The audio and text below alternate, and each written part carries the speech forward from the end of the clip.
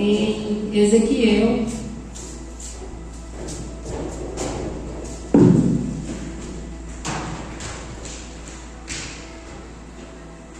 Ezequiel 36.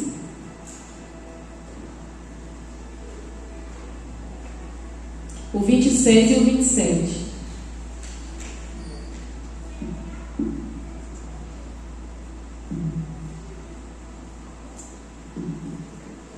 Amém, meu irmãozinho?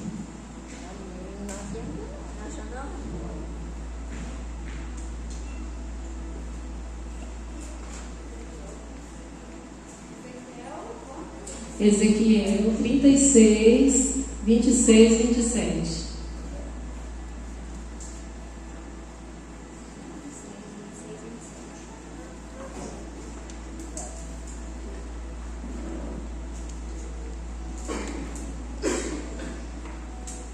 Amém? O Senhor nos diz assim, né? E dar-vos-ei coração novo, e porei dentro de vós espírito novo, e tirarei de vós o coração de pedra, e vos darei o coração de carne. Porei dentre vós o meu espírito, e farei que andeis nos meus estatutos, guardeis os meus juízos e os observeis. Amém? Muito forte essa palavra, né? Hoje à tarde eu entrei no meu quarto e pedi para o Senhor me dar uma palavra hoje, da abertura do culto, mas na verdade nós é que somos confrontados, né? Todas as vezes que a gente traz uma palavra, a gente é confrontado e às vezes a gente fala assim: não, essa aqui eu não vou levar, não, essa também não, porque eu não faço isso aqui. E eu tenho muito isso, né? De dizer, eu não vou levar uma palavra que eu estou vivendo, não estou vivendo isso aqui certinho, eu vou melhorar, outro dia eu levo essa. Mas o Senhor, eu tinha pensado numa palavra antes e essa aqui queimava no meu coração. O Senhor falava comigo, é ela mesma, leva ela, é ela. E na verdade ela é para mim, né? Primeiro foi para mim e agora eu vou compartilhar com a igreja. Eu gostaria de dar um pequeno testemunho. Eu estou trabalhando já há 4 meses, eu acho, mais ou menos. E quando eu entrei ali naquele ambiente de trabalho, eu fiquei muito triste com a forma que as pessoas nos tratam, né? Assim, a forma que eles se tratam mesmo. Assim, aquela frieza, sabe? Aquela individualidade. E eu ficava muito triste. Eu chegava às vezes sorrindo, né? Bom dia. E a pessoa bem séria. E passava, né? E eu falava, nossa, por que, né, que é assim? Mas tudo bem, continuei sempre dando bom dia, falando com as pessoas. Entrei na sala que eu comecei a trabalhar, e aí a equipe que trabalha lá, mais duas, somos 4, 5, né? De manhã. E elas sempre muito sérias, falava só elas duas lá, e eu pensei, meu Deus, e me entristecia muito. Eu falava, não vou conseguir criar assim um vínculo com elas, né? Porque a gente já passava muito tempo juntas e tudo. E foi muito difícil o primeiro mês. Eu pensei mesmo em desistir várias vezes, orei, falava com Deus, eu não quero mais, né? Porque eu não me sentia bem. Um dia eu entrei na sala de apoio, né? Dos servidores, e uma estava falando assim: se contar história triste para mim, aí é que eu meto o pé, aí é que eu maltrato. Não vem com história triste para mim não, que isso aí não me compra. Eu odeio gente que fica contando historinha triste do passado dela. Eu falei, nossa, é eu, que eu vivo falando, né? Contando história triste. Eu falei, já não posso mais contar história triste aqui. Aí tudo bem. Continuei, irmãos. E depois de 2 meses trabalhando de manhã, a diretora da escola falou: você vai atender uma criança que o nome dela é Pérola. E ela é uma criança muito difícil. Ela bate, ela já machucou funcionários aqui dentro. Ela derruba a mesa, ela tem muita força. É uma criança que, quando está em crise, né, ela tem TDAH, autismo, né? E aí você tem que ficar muito atenta a ela o tempo inteiro. E quando ela jogar a mesa, você vai para cima e segura ela mesmo, para ela não jogar nos colegas. E eu falei, nossa, mas força pelo menos eu tenho, né? Que eu estou bem fortinha, eu vou dar conta dela, porque uma criança de 5 anos não é possível. E entrei naquele ambiente. sabe? E toda noite eu orava, falava para o Senhor, né? Senhor, entra comigo, não me deixe entrar só. Quando eu chegava no portão, eu falava, né? E elas falavam assim para mim, olha, você tem que mostrar para ela quem é que manda, é você que manda, ela tem que te obedecer. Essa criança precisa saber que você que está no comando e não ela. E sempre falando dessa forma, né? E eu sempre chegava lá e abraçava ela e falava, ai, Pérola, você tá linda, seu cabelo tá lindo e você tá linda. E ela virava a cara, abaixava a cabeça e fingia que eu não estava linda. E um dia a mãe dela falou para mim que ela pediu para a mãe dela fazer um penteado no cabelo dela. E ela não deixava mexer no cabelo dela. Jamais. A cabeça, eu não sei, a Laís e a pastora Safia e a criança que tem TDAH, eles são muito sensíveis, né? E algumas partes do corpo eles não gostam que toque. E a Pérola era o cabelo, né? A cabeça dela, ela não permite. E ela permitiu, pediu para fazer o penteado. E quando ela chegou na escola, eu fui lá e abracei e falei, nossa, você está muito linda, muito linda. E ela me deu aquele abraço e eu percebi, hoje foi a minha conquista. Eu conquistei ela. E aí eu fui, aí todo dia ela vem agora com o cabelo arrumado, todo dia. Uma xuxa diferente, pede para comprar, né, laços e tudo. E estava indo tudo muito bem, fiz amizade com essas pessoas que eu estou trabalhando. Daí agora, já faltando uma semana para finalizar e para a gente entrar de férias, a coordenadora me chamou lá. Falou que precisava falar comigo. Eu falei, o que eu fiz, né? Fui triste. Cheguei na sala, elas estavam as 4 sentadas e começaram a conversar. E falaram para mim, Rosana, a gente vai trocar você, vai colocar você no outro lugar. Eu falei, mas por quê? Não está dando certo? Ela disse, não, deu muito certo, está indo tudo muito bem. Mas a gente tem 2 crianças que a gente entendeu que precisa muito mais de você. E na verdade a gente está comprando uma briga aqui dentro, porque ninguém aceitou a sua mudança. Mas a gente vai colocar porque a gente viu que você pega vínculo. É incrível, porque aqui nunca passou ninguém assim. Você pega vínculo, você consegue aproximar tanto o Samuel que você atende à tarde, né? Que é cardiopata, e tanto a Pérola, você pegou vínculo. Nunca mais teve uma ocorrência de nenhuma dessas crianças aqui durante o tempo que você está. E a gente tem 2 crianças que tem um caso mais difícil e a gente vai mandar você para lá. E aí eu fiquei triste na hora, né? Porque eu já estava me adaptando com aquelas pessoas lá. Falei, agora vai começar tudo de novo, vou ter que mudar. E ela foi e falou, mas não fica triste não. Porque eu tenho certeza que não é por acaso. Você vai para outro lugar, porque esse lugar você vai ser, o seu amor vai ser mais útil. Porque elas precisam realmente de amor, e é o que você tem. E eu saí de lá, daquela sala, voltei, ela falou, fica calada, não comenta nada com ninguém. Aí no dia do conselho de classe, as 2 mulheres, que foram as pessoas que mais encontrei dificuldade na sala, começaram a brigar muito por causa de mim. E falavam assim, nós não aceitamos, não concordamos, se depender de nós ela não vai sair, porque depois que ela entrou, a Pérola nunca mais teve uma ocorrência. Nunca mais a Pérola jogou mesa, e a Pérola é amiga dela, entra e sai pegado na mão dela, da sala. E eu fiquei pensando, né? E a diretora virou para elas e falou assim, a Rosana vai para um lugar porque ela precisa apagar o fogo. Ela vai para apagar o fogo. E eu fiquei pensando, Jesus, mas eu não sou essa pessoa. Saí de lá assim muito impactada, né? E vendo a presença, aquela presença que eu pedi, né? E Deus falou no meu coração, você pediu para mim entrar com você. Eu entrei todos os dias, né? Todos os dias eu peço no portão, Senhor, entra comigo. E Deus entrou comigo, porque Deus me justificou naquele lugar, né? Falando que eu vou para um lugar agora no início quando voltar às aulas, para um lugar onde existe uma criança que precisa de amor, e eu tenho amor. E eu fui assim tão confrontada com essa palavra, que o Senhor disse que porém, né, que dar-vos um coração novo, e porei dentro de vós espírito novo, e tirarei de vós o coração de pedra, e vos darei coração de carne. E eu falei, Senhor, eu preciso levar essa imagem para outros lugares, né?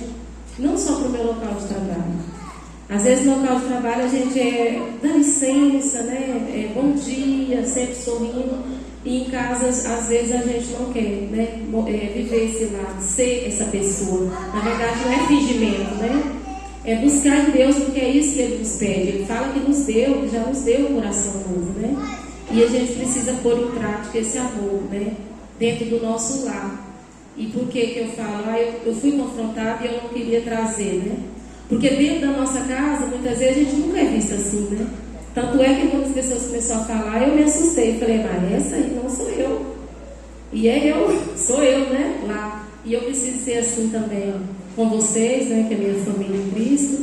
E na minha casa, né? Com meu esposo, com os meus filhos. E é isso que eu estou pedindo para o Senhor. E vou, em oração a partir de hoje, continuar, né? Clamando a Deus. Para que realmente Ele tire o coração de pedra. Que Ele coloque mesmo em nós coração de carne. E que nós venhamos olhar, né? Para o nosso próximo com amor, né? Por onde a gente passar, né? Mesmo que seja um lugar onde você vai dar bom dia, a pessoa não vai responder, muitas vezes, né? Ou vai te criticar, falar que você faz um tipinho, mas não se importe não com isso não, né? Continue, porque em algum momento, alguém, e como o pastor um dia disse aqui em cima, sempre tem alguém te observando. Sempre tem. Então não se importe para aqueles que te criticam, que te maltrata, ou às vezes fala que você está fazendo personagem, né? Não se importe. Sempre tem alguém e sempre alguém vai reconhecer o seu valor. Eu convido a igreja a ficar de pé nesse momento para a gente clamar ao Senhor mais uma vez nesta noite, né? Pedir a presença dele, eu creio que ele já se faz presente aqui no nosso meio. E pedir esse coração para ele, né? Pedir para que o Espírito dele venha ser vivificado dentro de cada um de nós nessa noite. Que nós possamos mesmo carregar a identidade de Cristo por onde a gente passar, né? Que as pessoas realmente falam, tem algo diferente em você. Eu vi algo diferente. E não se importe não se às vezes o inimigo vem com aquele pensamento de que, mas você não é assim, mas você sente isso, você faz aquilo. Não importa. A Bíblia diz que nós seremos transformados de glória em glória. E a cada dia nós vamos vencer o mal, né? O mal não vai vencer o bem vai vencer o mal. E o mal ele não é mais forte, o bem é mais forte, né? Pai, em nome de Jesus, Senhor nosso Deus, nosso Pai, nós nos colocamos aqui, Senhor, diante da Tua presença. Nós, Senhor, pedimos, Senhor, que o Senhor venha com o Seu poder, Pai, com a Sua glória.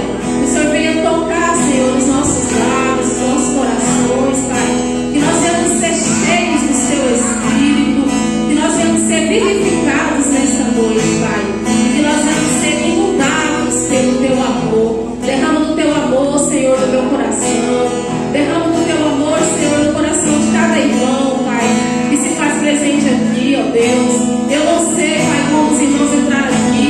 Se tem alguém que entrou aqui entristecido, Pai, magoado, mas que o Senhor vem aqui, Pai, curar nesta noite. Derramar da Tua cura, Senhor. Derramar do Teu poder. A Tua palavra diz: se crer, verás a minha glória. Vamos crer, esse é o passaporte para que nós possamos alcançar a vida eterna, para que nós possamos alcançar uma vida em Cristo. E o Senhor, nesta noite, mais uma vez, nos alimente da Tua palavra, que nós vamos sair cheios do Teu Espírito, que nós vamos sair cheios do Seu amor. Obrigada, Senhor, mais uma vez por essa rica oportunidade de estar em Tua presença. Em nome de Jesus. Amém. Teu reino é sempre eterno. Justiça e igualdade. Tu reina aqui e agora.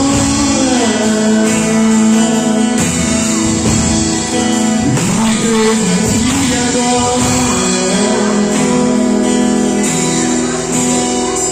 Teu reino é sempre eterno, amor e misericórdia, justiça e igualdade, paz e fidelidade, tu reina aqui e agora. Tua igreja te adora.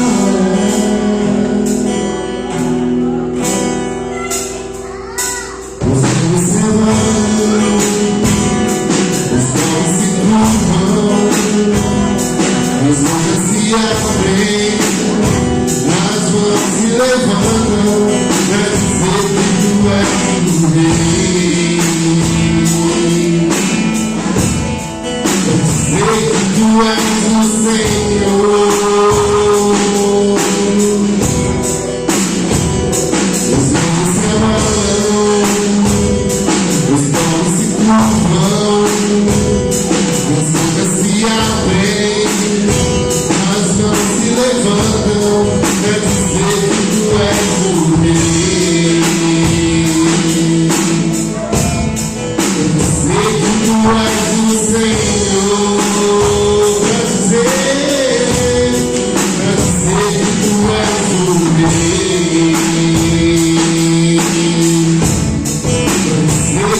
és o Senhor.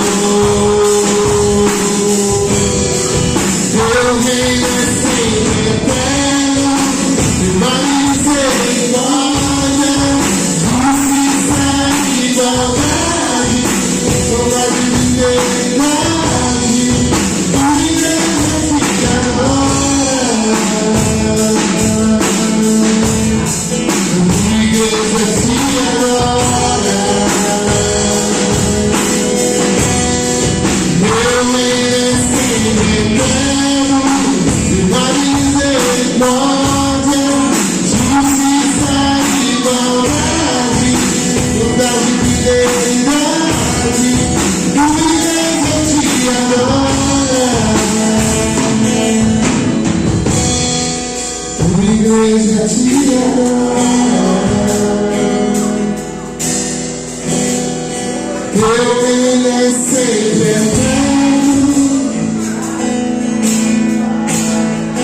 justiça e igualdade,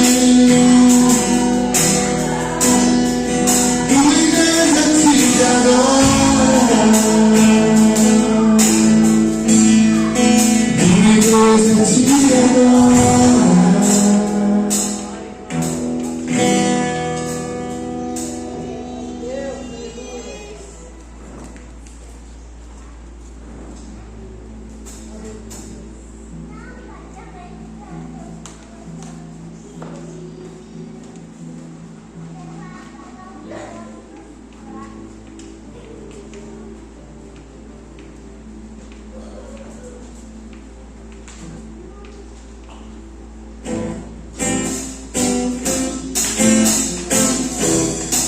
Glória a Deus. Está adorando Jesus.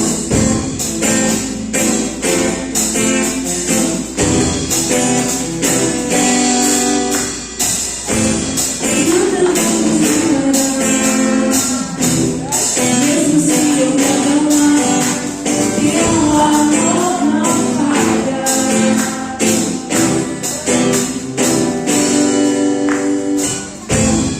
Mesmo sem merecer, a tua graça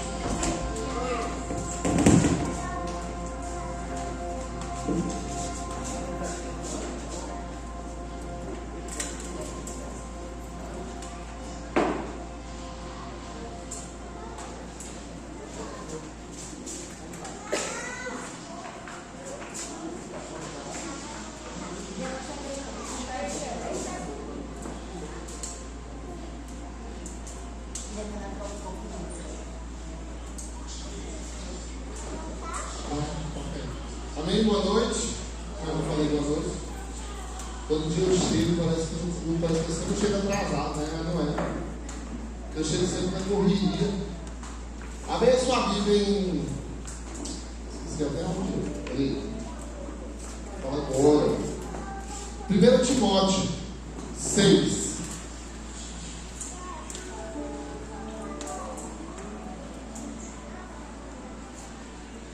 Timóteo 6, versículo 17. Antes de eu ler a palavra aqui, talvez você faça, mas não é para mim. Fizeram uma pesquisa com as maiores fortunas do mundo. E uma das maiores fortunas é de um cara chamado Rockefeller. Ele viveu no final do século XVIII e XIX. E ele, até no tempo que ele vivia, ele não tinha energia elétrica. Ele vivia sem energia. Foi o homem mais rico do mundo, fazendo as cotações, da frente de Cleópatra, Marco Aurélio, enfim. Se você pensar hoje, você, na sua mão, tem mais informação que Bill Clinton quando era presidente dos Estados Unidos. Hoje você é rico em todas as formas, tanto de conhecimento quanto de dinheiro. Se você também acha às vezes que você é pobre, muito pobre, eu vou dizer para você que no Brasil existem 26 milhões de pessoas abaixo da linha da pobreza, que recebe menos de uma família que recebe menos de um salário mínimo. Eu falo isso para eles todas as vezes que eu recebo. Como alguém consegue viver com um salário mínimo? Uma família. Então, quando foi escrito aqui, muitas pessoas que eram ricas tinham menos que você. A gente acha que riqueza é comparar com o meu amigo, com o Instagram. Riqueza é você comparar consigo mesmo. Pensa quanto você está mais próspero, quanto você está mais bem sucedido na sua vida hoje do que há 5 anos atrás. Então, riqueza não tem nada a ver em comparação a outro, mas tem a comparação a você. A gente acha que a gente é pobre ou rico quando a gente olha para o outro. Olha para você e vê o quanto você melhorou. Vê quanto pessoas vivem muito piores que você. Amém?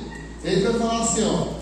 1 Timóteo 6, 17. Fala assim, ó. Ensine aos ricos desse mundo que não se orgulhe nem confie em seu dinheiro, quem serve.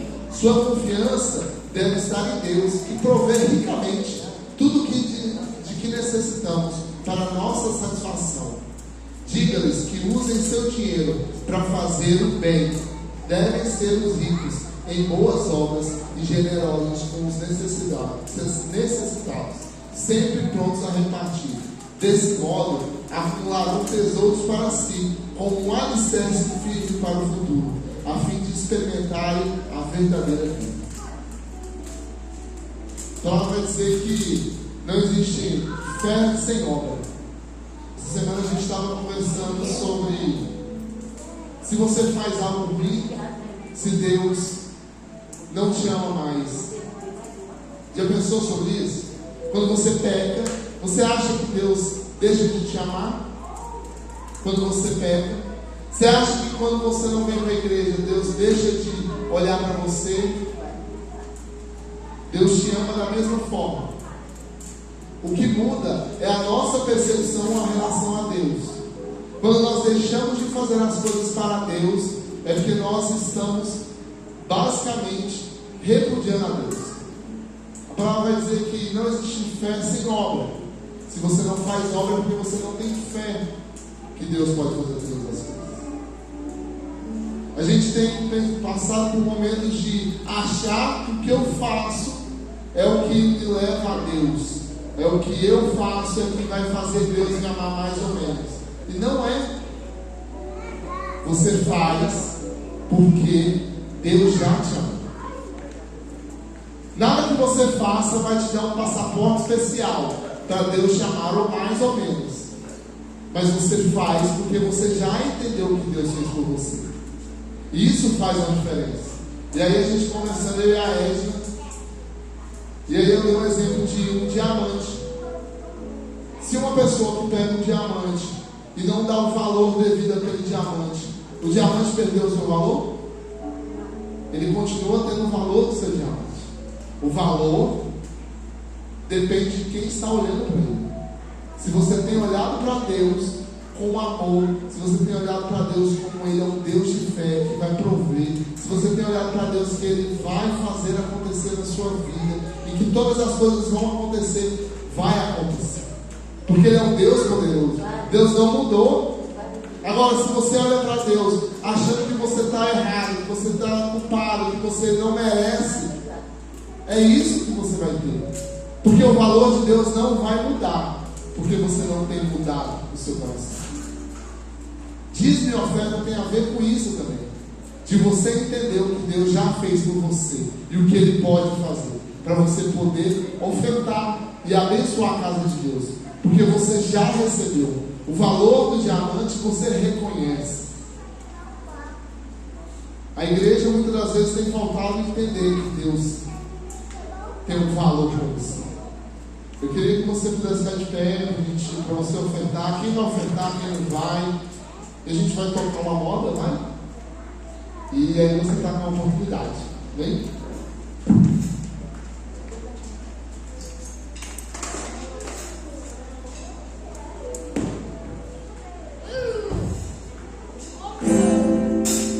O céu começa a abrir, toda a terra toda aqui.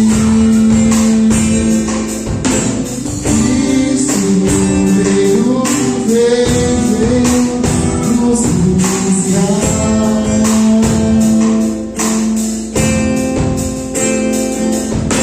Leva-nos em tuas mãos pelas portas da cidade.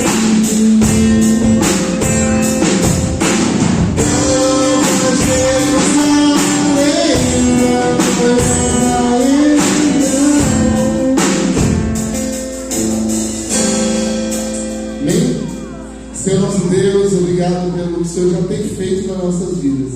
Que independente do que nós fazemos, o Senhor continua nos amando. Independente do nosso pecado, o Senhor continua nos amando. E que nós possamos entender e aprender que o Senhor é um Deus que não muda e não falha. E que olha para nós com um olhar de Pai, esperando a volta do seu Filho, que conhece o caminho de casa. É isso que eu te peço, em nome de Jesus. Amém.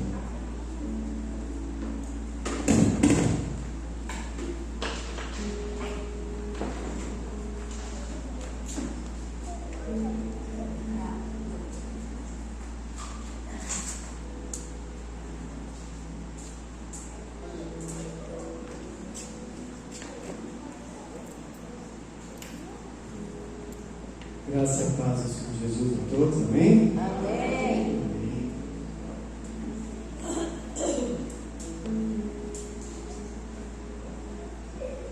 Hoje eu compartilho a palavra com os irmãos.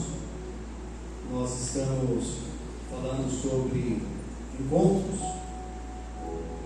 E que bom estar aqui presente, nos encontrarmos para falar do Senhor, para adorar o Senhor. Nosso desejo é que Deus possa realmente tocar os nossos corações.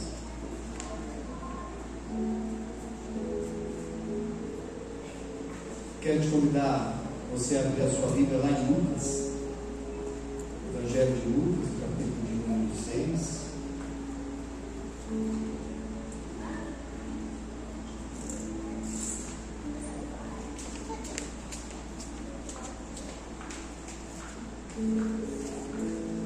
Eu vou ler do verso 12 verso 16.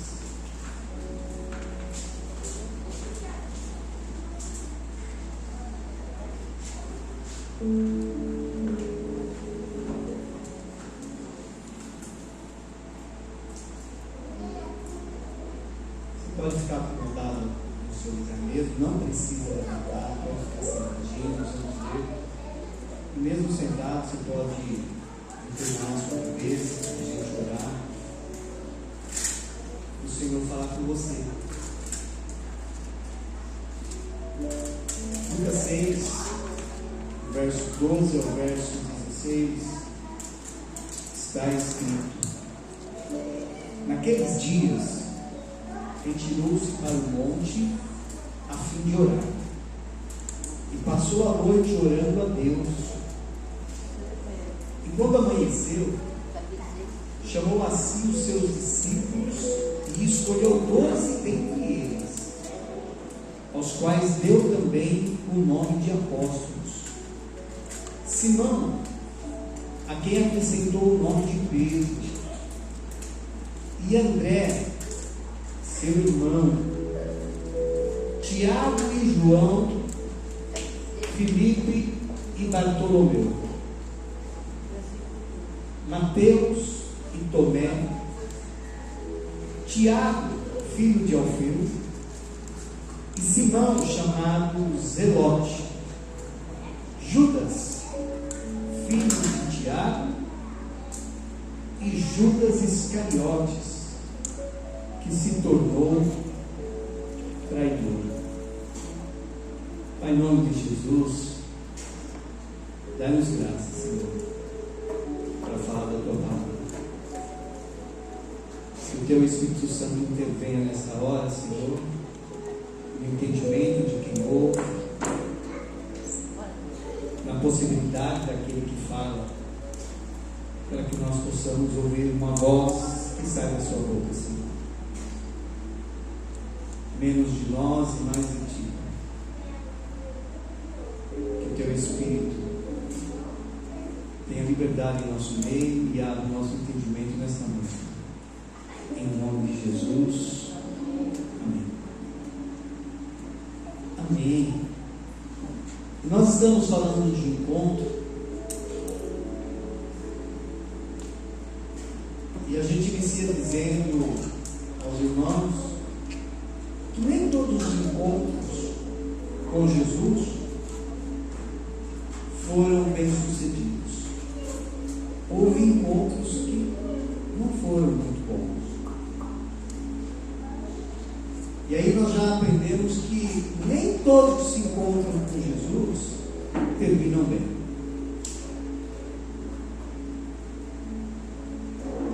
Nós sabemos que os nomes e os apelidos, eles carregam em si o poder de gerar uma pessoa uma autoestima boa, alta. Obrigado. Assim eu vejo quem está dormindo. Ou uma autoestima baixa. Um dia eu trabalhava num lugar e meu nome é Edevaldo, né? Bonito. Aí um primo meu falou: não, os artistas eles mudam o nome porque fica um negócio mais forte, a pessoa fica mais confiante em si mesmo. Você não acha que fica melhor Devas para você? Não é legal Devas falar aí legal? É legal. Mas isso tem um fundo de verdade, porque nós dizemos às vezes assim: nossa, esse nome é um nome forte. Não falamos isso? Falamos. Então muitos pais tentam homenagear pessoas que um dia foi importante na vida dele, ou que um dia ele olhou e admirou, colocando o nome dessas pessoas nos seus filhos.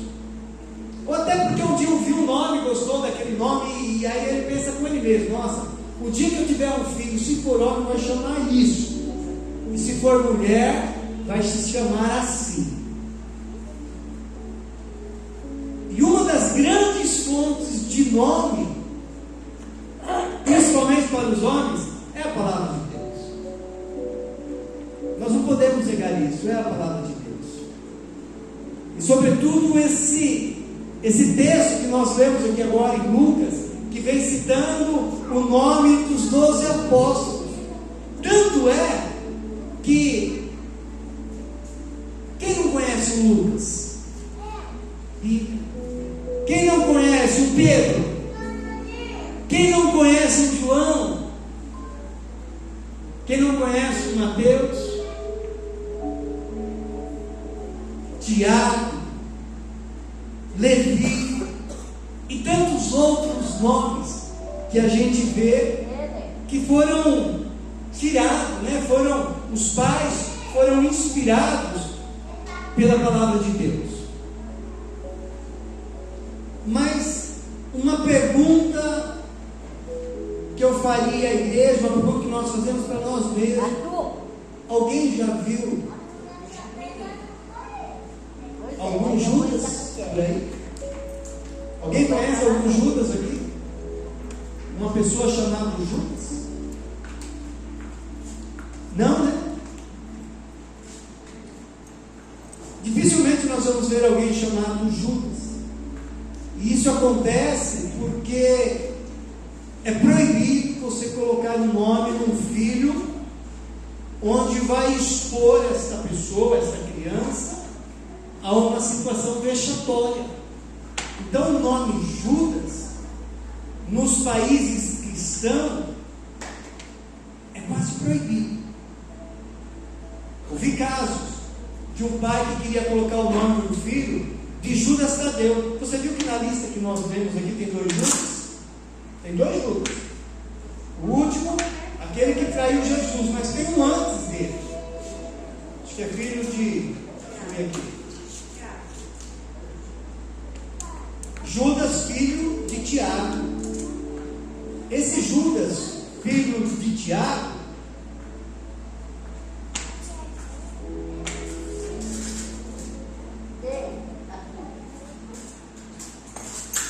não é o Judas, e alguém, é o Judas Tadeu.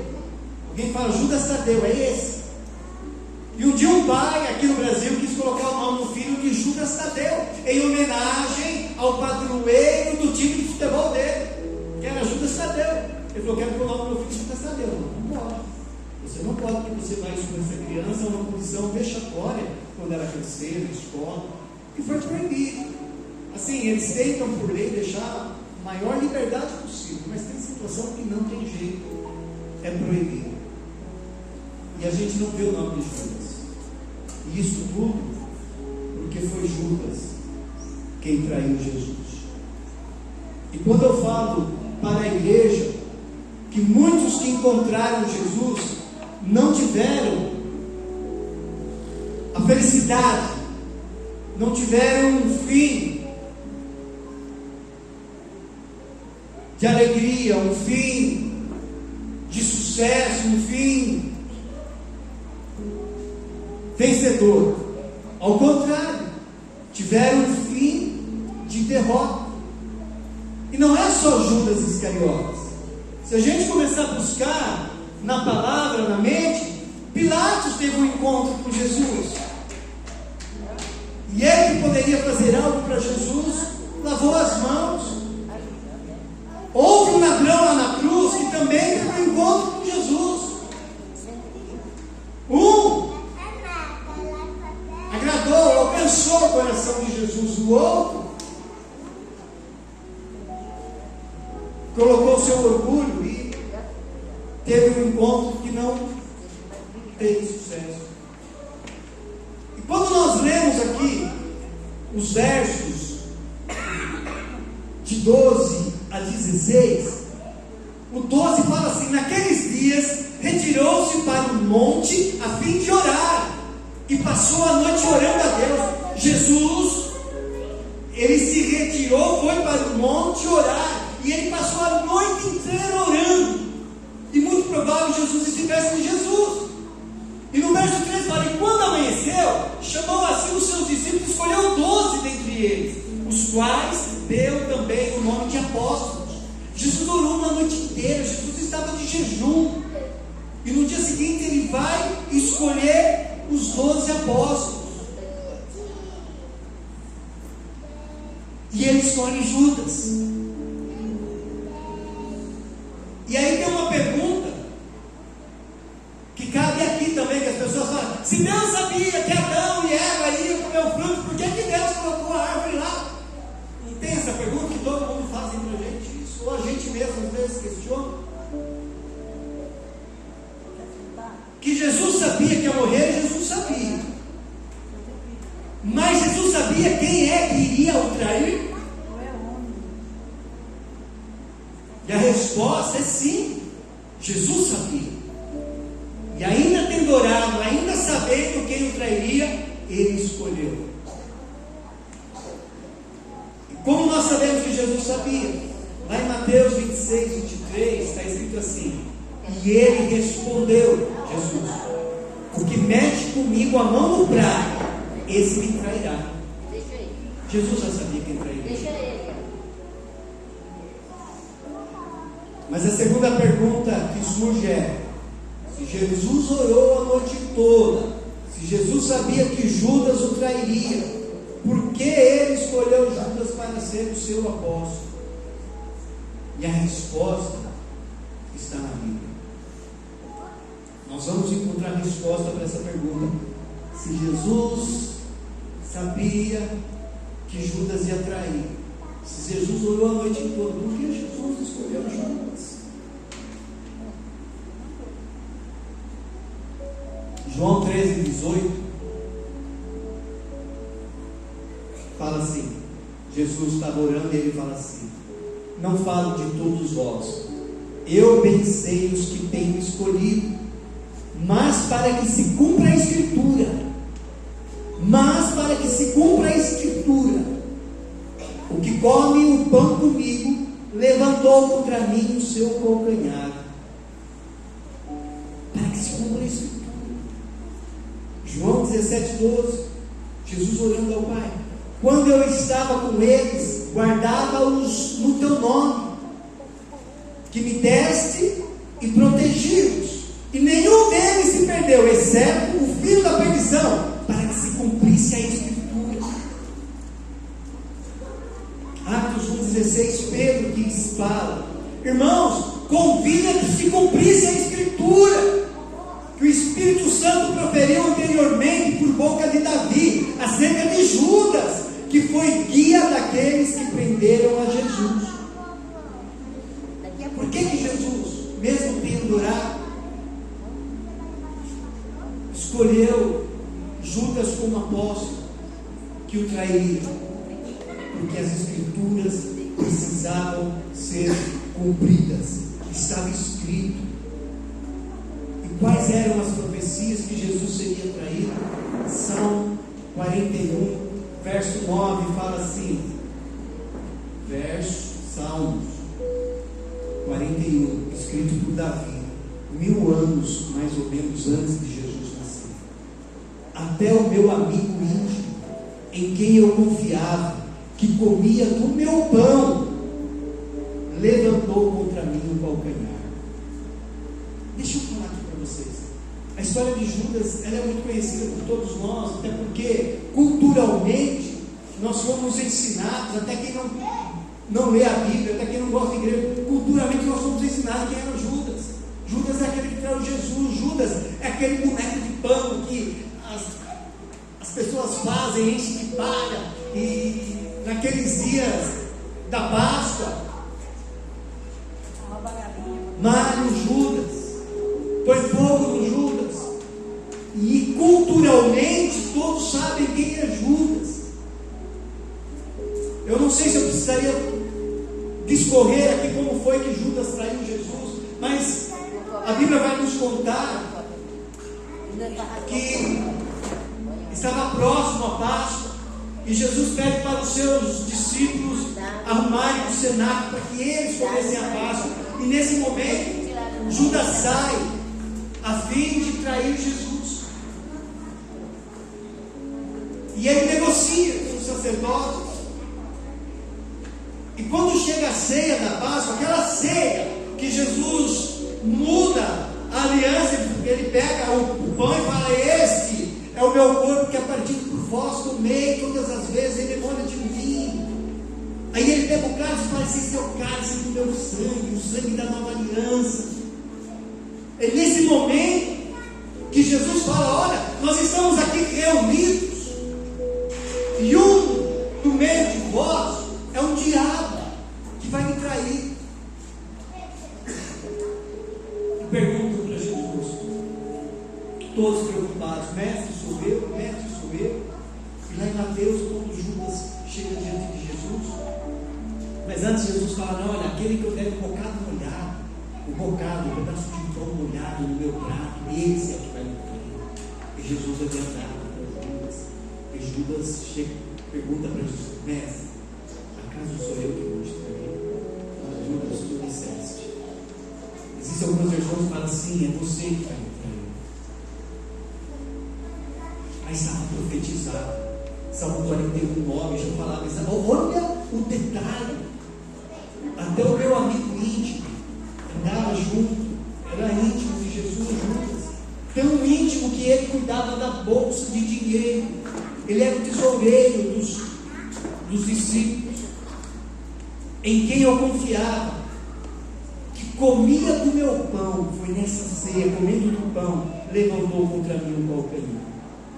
Mas existe também uma profecia lá em Zacarias, verso 11, capítulo 11, verso 12 e 13, que fala assim: eu lhes disse, se vos parece bem, dai-me o meu salário, e se não, deixai-me. E pesaram o meu salário 30 moedas de prata. O Senhor, pois, disse-me, lance isso ao oleiro, esse belo preço em que fui avaliado por eles. E tomei as 30 moedas de prata e as lancei ao oleiro na casa do Senhor.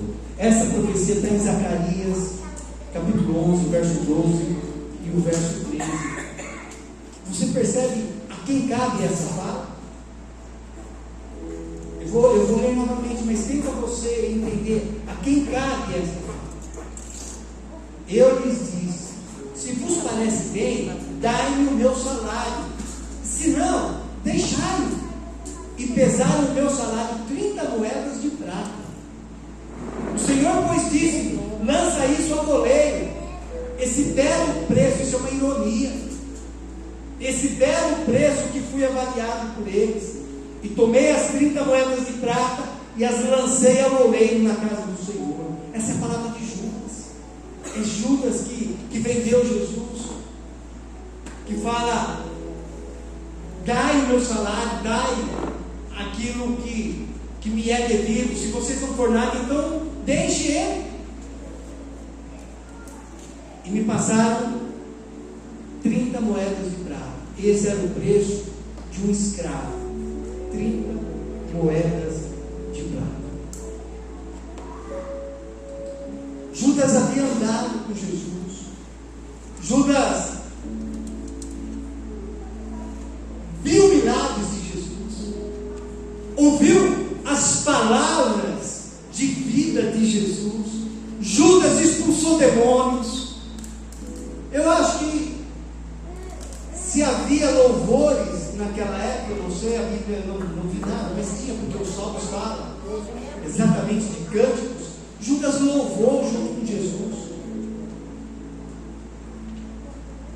E tudo isso a gente sabe que Judas fez. Judas curou. Não tenha dúvida disso, que Judas curou o doente. Não tenha dúvida que Judas expulsou demônios. Porque lá em Mateus capítulo 10, versículo 1, está escrito assim: e chamando os seus 12 discípulos, deu-lhes poder sobre os espíritos imundos. 12, Judas estava junto, para os expulsarem e para curarem toda a enfermidade e todo o mal. Judas fez tudo isso. A Judas foi liberado o poder, e ele traz Jesus. E para a gente começar a falar, isso tudo nos mostra que as práticas religiosas, que operação de milagres, não são evidências de que alguém nasceu de novo. E isso vem colaborar com a palavra Mateus 7. E haverá que naquele dia muitos chegarão diante de mim e falarão: Senhor, em seu nome expulsamos demônios, Senhor, em seu nome nós curamos os enfermos. E eu vos direi: afastai-vos de mim, que eu não vos conheço. Então, se há alguém que olha para milagres, para curas, para ver se uma pessoa é nascida de novo, para a prática religiosa de uma pessoa, nós precisamos entender que isso não vai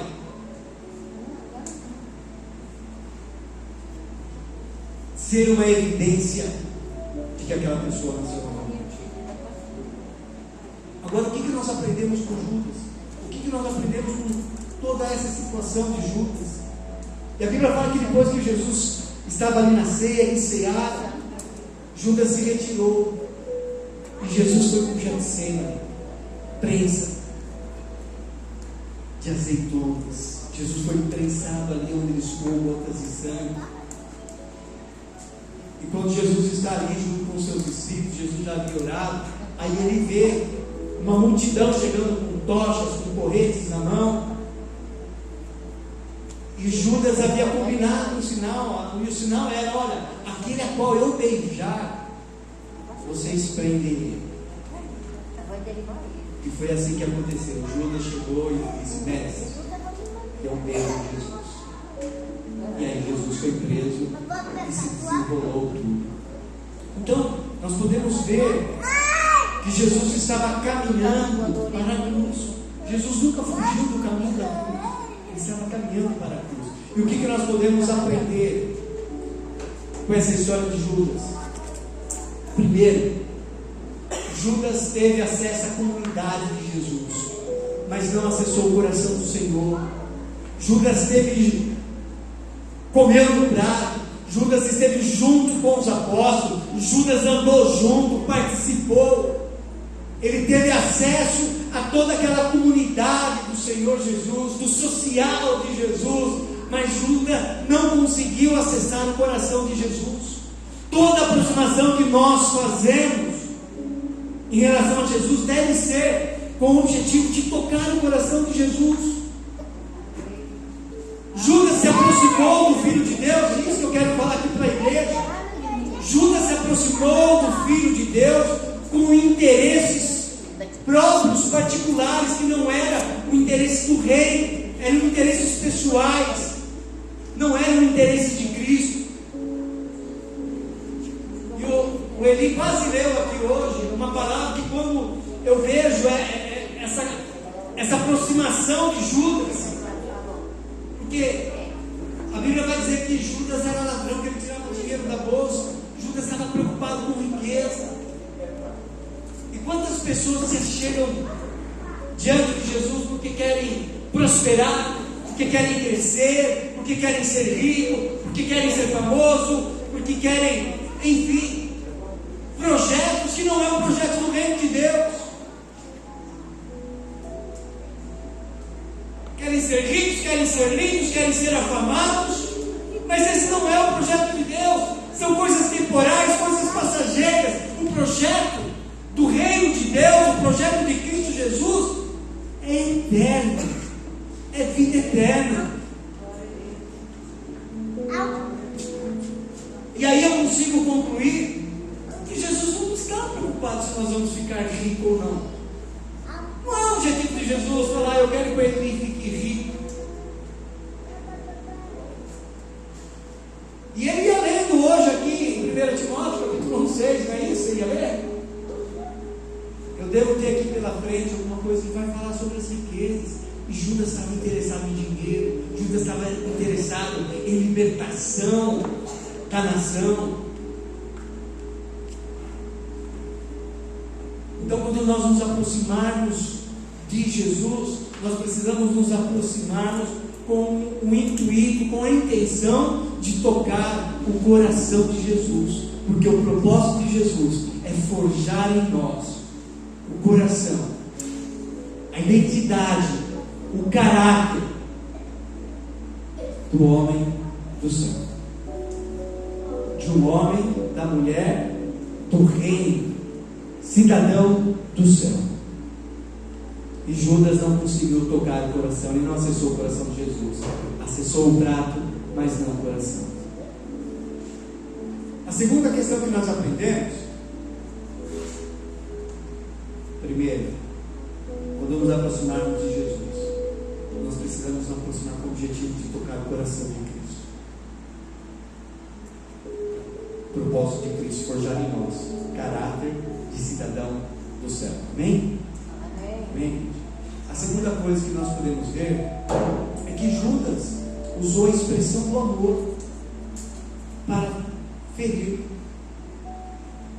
Judas usou o beijo para ferir Jesus. O sinal era o beijo. Está lá em Mateus 26:48, está escrito assim: ora, o traidor lhes tinha dado esse sinal: aquele a quem eu beijar é esse, prendei. E eu não estou aqui para dizer, que quando você quiser ferir alguém, não use uma coisa boa, não use uma coisa ruim, não é isso. Eu quero só dizer para a igreja que é bem possível alguém usar coisas boas para praticar o mal. Um dia eu trouxe um exemplo tão terrível, tão horrível, que eu tenho até vergonha de falar esse exemplo que eu trouxe uma vez. Mas é verdade. Existem pessoas que às vezes despertam interesse financeiro, sexual, e começam a se aproximar e ajudar, mas com outros objetivos. Traz uma cesta, paga uma conta de energia, uma conta de luz. Isso é ruim? Não, isso é bom. Mas o objetivo, o propósito é ruim.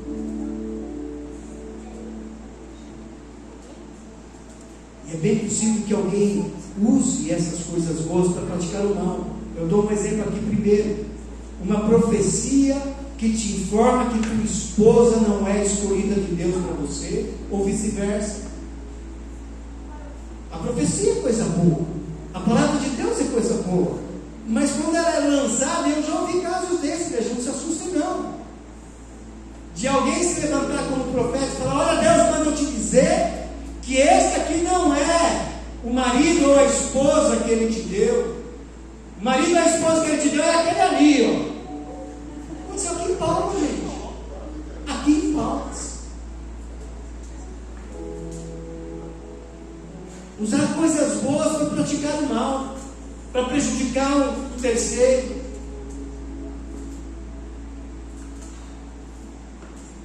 Ou mergulhar no estudo bíblico, que é uma coisa muito boa, para se convencer ou convencer alguém de que ele pode ter mais do que uma esposa, porque Abraão teve.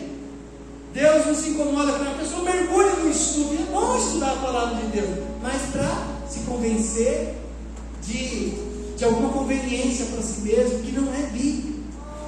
Usar o bem para fazer o mal, ou até mesmo se convencer através da palavra de Deus que não precisa ir para a igreja, que não precisa colaborar com a obra do Senhor. Enfim, as pessoas usam coisas boas para fazer o mal. Foi o que Judas fez. O beijo era a expressão do amor, o beijo era o significado da amizade, do amor, do carinho, do afeto. E Judas usou do beijo para ferir Jesus. E a palavra quanto a essa questão para nós como igreja é cuidado. Primeiro, cuidado para você não ser vítima de algo com cara de bom, com cara de afeto, mas de ser um engano, de ser algo ruim, algo para prejudicar você ou a terceiro. Ou pior, cuidado para que você não seja o autor dessa manobra, para defender algo do teu interesse e usar coisa boa Ah, mas quer dizer que a coisa ruim eu posso? Não, também não, mas eu quero dizer que existem pessoas que usam desse artifício. Então Judas usou a expressão do amor para ferir, usou uma coisa boa para fazer mal. Outra lição que nós podemos tirar é que Judas valorizava mais as coisas do que as pessoas. Valorizava mais as coisas do que as pessoas. Lá em João capítulo 12, verso 4 e 5, fala assim: aqui é a história daquela mulher da adoração extravagante. João capítulo 12.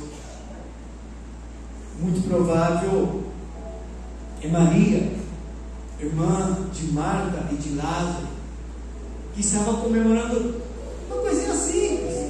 Jesus tinha feito uma coisinha simples. Jesus só havia ressuscitado o irmão dela.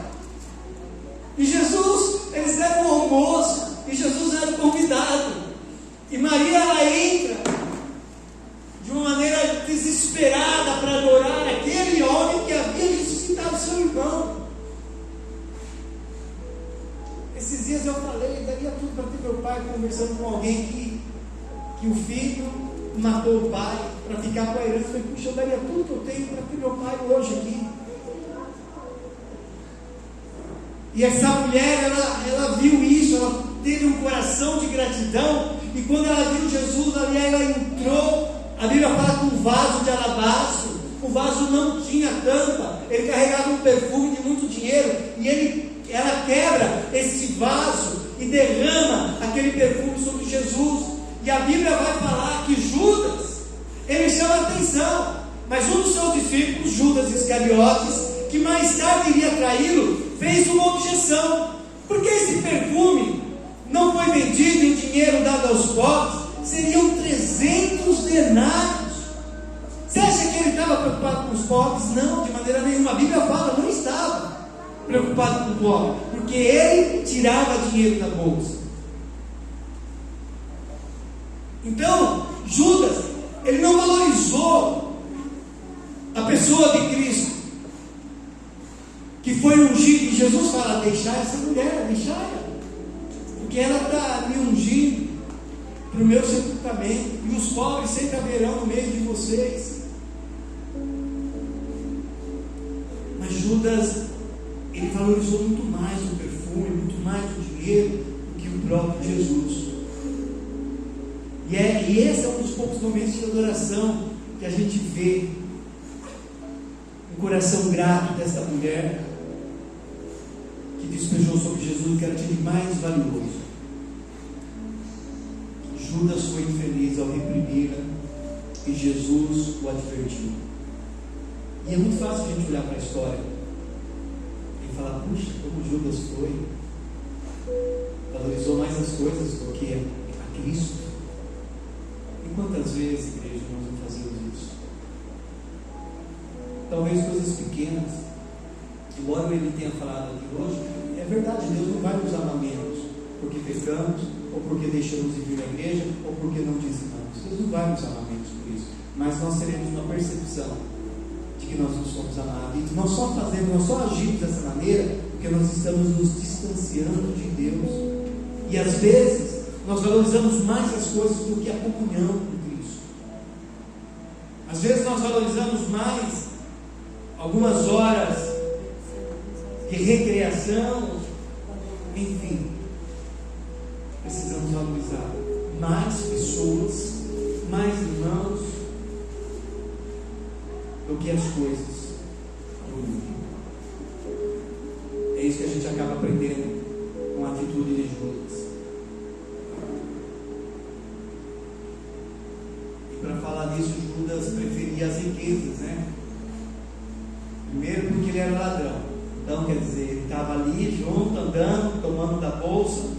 Ele não queria andar com Jesus porque ele estava anunciando o reino, porque ele estava anunciando a vida eterna, porque ele sabia que o Messias estava ali. Ele andava com Jesus porque ele cuidava da bolsa e frequentemente tirava o que nela era depositado. E por isso,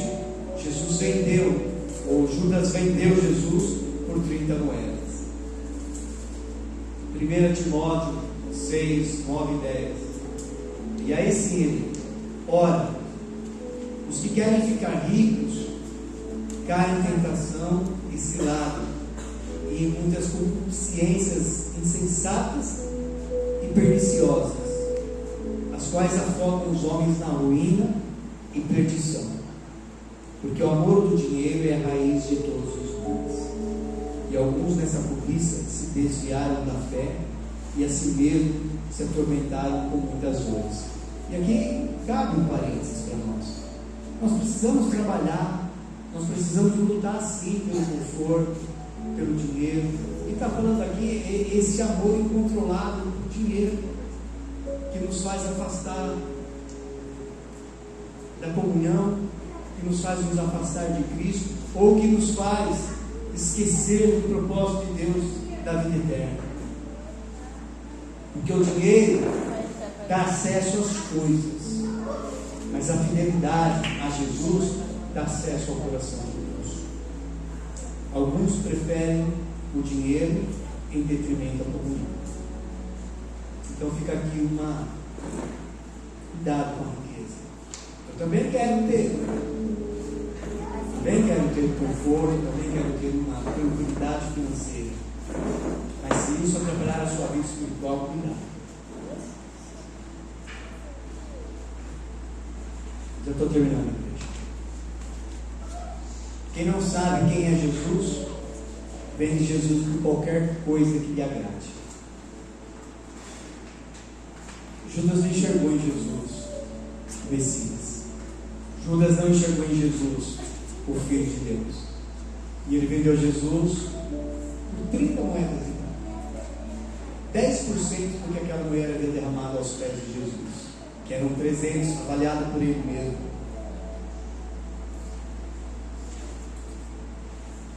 E lá em João capítulo 4 tem uma passagem de Jesus com a mulher samaritana, que Jesus fala para ela, né?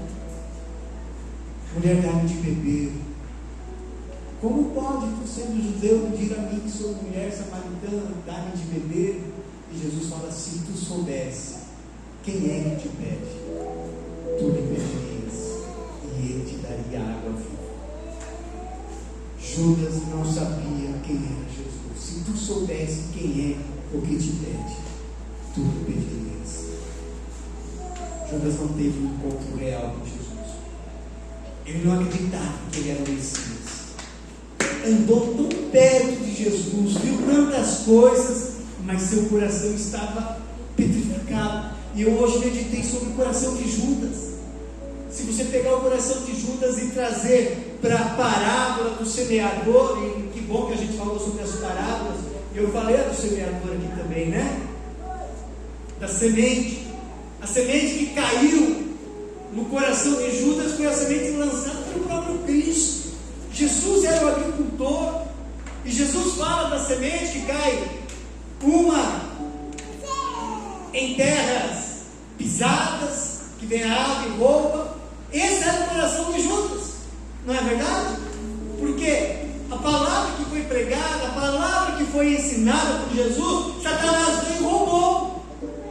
Mas se a gente olhar para o solo que tinha espinhos, que sufocou a semente, que Jesus fala que são os cuidados do mundo, também era o coração de Judas, porque Judas cuidava da bolsa e aí começou a olhar para coisas do mundo. E a Bíblia vai falar que com o dinheiro que ele vendeu Jesus, ele comprou um campo, ou ele pretendia comprar um campo. Algumas versões falam que ele comprou, depois se matou. Então o coração de Judas também caiu. Era uma terra cheia de espinhos. Mas se você olhar também para a terra que tinha pedras, que a semente não encontrou, e no primeiro sol, na primeira tentação que veio, na primeira ataque de Satanás, como não tinha raiz, se secou. Então o coração de Judas cabia tudo isso, porque ele não sabia quem era Jesus. E tudo aquilo que aconteceu com Judas naquela ocasião, em trair o seu mestre, hoje só poderia acontecer com quem diz conhecer Jesus. com quem ora, com quem anda com Ele, com quem teve acesso à comunidade de Cristo, viu realizar poderes. Tudo que aconteceu com Judas só poderia acontecer com um de nós, porque quem não conhece Jesus não trairia.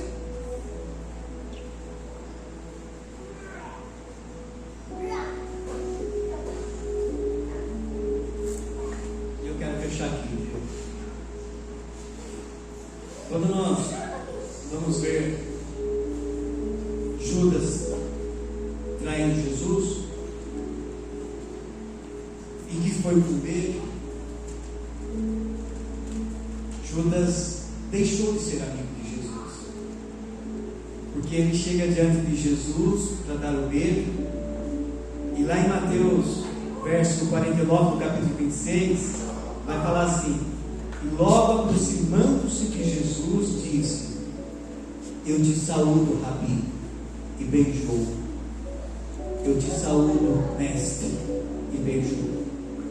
Ele não disse: eu te saúdo, amigo. Ele falou mestre. Mas Jesus, porém, lhe disse: amigo, a que vieste? Então, aproximando-se eles, lançaram mão de Jesus e o prenderam. Judas deixou de ser amigo de Jesus, mas Jesus nunca deixou de ser amigo de Judas. Mesmo Jesus sabendo que Judas o trairia, Jesus deu a ceia para Judas. Judas ceiou naquele dia. Mesmo sabendo que Judas o trairia, Jesus deu poder para ele expulsar demônios, para ele curar enfermos, e enviou ele. Mesmo ele chamando Jesus de Rabi, de mestre, para não falar amigo, o Senhor Jesus o chamou de amigo. E isso nos ensina que nós não podemos ser vencidos pelo mal. Jesus não se deixou vencer pelo mal que Judas fez a ele. Jesus não planejou uma vingança. Jesus não quis tratá-lo com ironia. E nós aprendemos que nós não devemos retribuir o mal com o mal. Não importa o que fizeram para você, o que importa é o que você fará com o que ele fizer.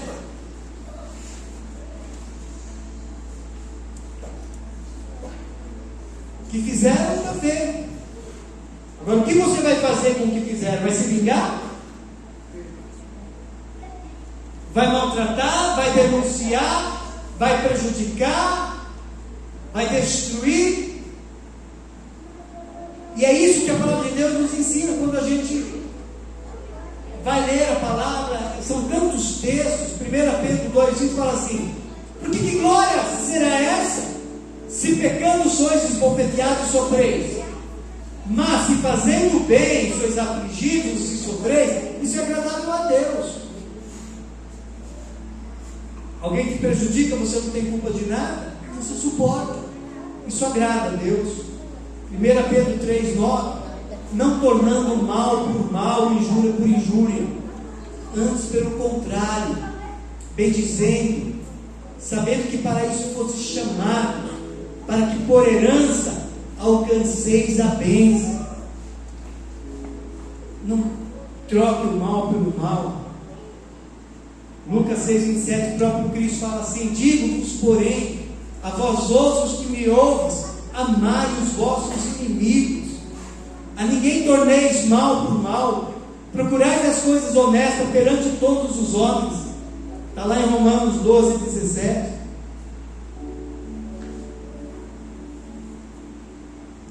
Então a missão está em Cristo Jesus, da gente não tornar mal pelo mal. E por fim, se Jesus sendo o Filho de Deus encontrou em Judas para trair ele, quanto mais nós que somos meros mortais.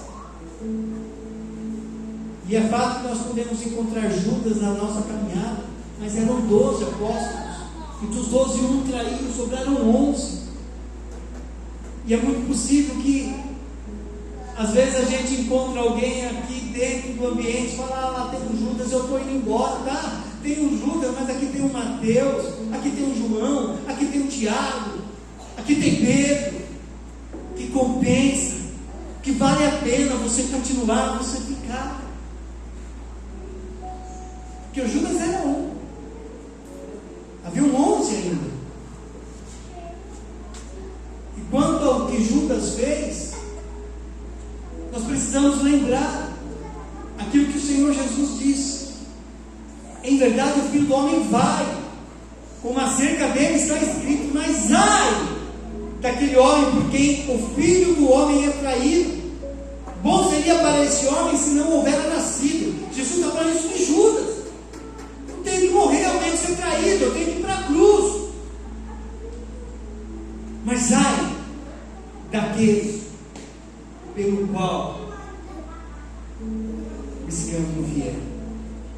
Essa palavra foi para Judas, mas igualmente Jesus tem uma palavra dessa para nós também, para a igreja. Lá em Mateus capítulo 18, versos 7 ao 9, Jesus fala assim: ai do mundo por causa dos escândalos, porque é lícito que venha um escândalo, mas ai daquele homem por quem o escândalo vem. Portanto, se a tua mão, o teu pé te escandalizar, corta-o, atira-o para longe de ti. Melhor te é ficar na vida coxo, aleijado, do que tendo 2 mãos ou 2 pés e ser lançado no fogo eterno. E se o teu olho te escandalizar, arranca-o e atira-o para longe de ti. Melhor te é ficar na vida com um só olho, do que tendo os 2 olhos ser lançado no fogo do inferno. A mesma palavra que o Senhor Jesus dá para Judas, Ele entrega aqui para aqueles que estão no mundo. E Jesus não está mandando você cortar a tua mão, Jesus não está mandando você arrancar o olho. Alguém um dia me perguntou sobre isso. Jesus está falando para você arrancar o olho e jogar fora? Não. Isso é uma expressão que é melhor você arrancar o teu olho, cortar a tua mão, cortar o teu pezinho que faz você ir para um lugar onde há pecado, ou a mãozinha que toca onde não deveria, pega o que não deveria pegar, ou até mesmo arrancar o seu zoinho que está olhando aquilo que não deveria estar olhando, do que você perder a vida eterna. Então, meus irmãos, Judas teve um encontro com Jesus, mas infelizmente o encontro que Judas teve não foi suficiente para gerar a salvação ou para que ele alcançasse o coração de Cristo. Isso faz com que a gente fiquemos alertas. O dinheiro compra as coisas do mundo. Hoje eu falei isso, eu achei muito bonito. E às vezes é uma inspiração no coração. O dinheiro compra as coisas do mundo, mas a fidelidade a Cristo alcança o coração de Deus. Que nós, como igreja, possamos, pela graça do Senhor Jesus, continuar fiel e não trair a Cristo Jesus, não trair o propósito do reino de Deus. Amém? Deus abençoe. Vamos ficar em pé.